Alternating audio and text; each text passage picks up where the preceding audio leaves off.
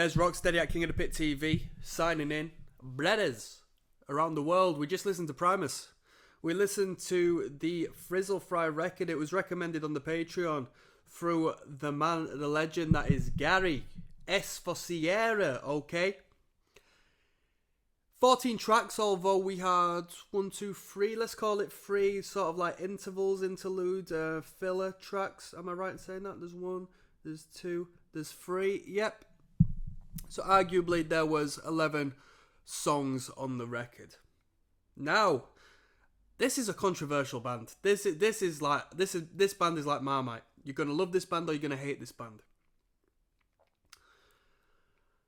Or you're going to exist in between. Oh, I'm going to say that because that's where I stand, in all honesty. As of this moment, that's where I stand.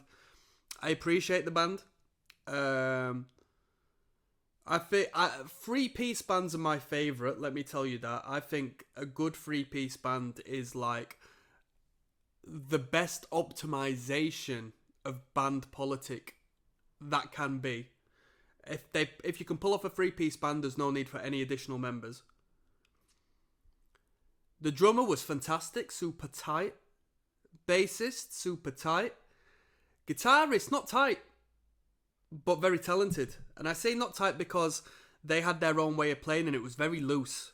And in that looseness, you could hear that this band can get together and jam and just create fantastic ideas with each other because they weren't there in the studio, force-fed a metronome, having to play like, you know what I mean, as tight as nails for the sake of being a robotic machine.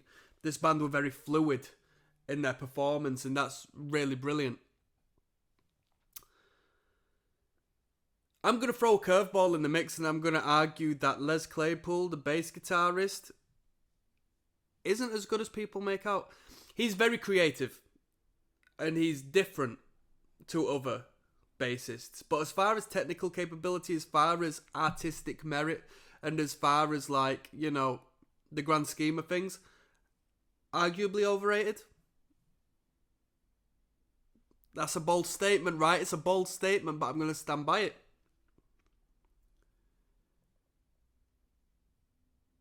Cool riffs, cool ideas. By the Toys Go Winding Down, which is track number 8, I felt like the album had lost its momentum. It was a bit dreary and sort of lost its brightness, lost its, you know, upper energy, which is what I appreciate in the band. The music video track, so essentially the single, John the Fisherman, was the best track on the record, and it was 3 minutes 38. And it was written in song structure, essentially. So even though, as the first song sort of states, to defy the laws of tradition, when they revert back to tradition to some degree, it just like overshadows the experimental-esque elements of the band.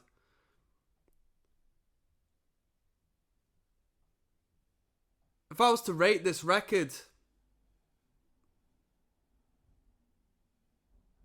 I'd give it a 4 out of 10, and I'd say John the Fisherman bumps it to a 4.5.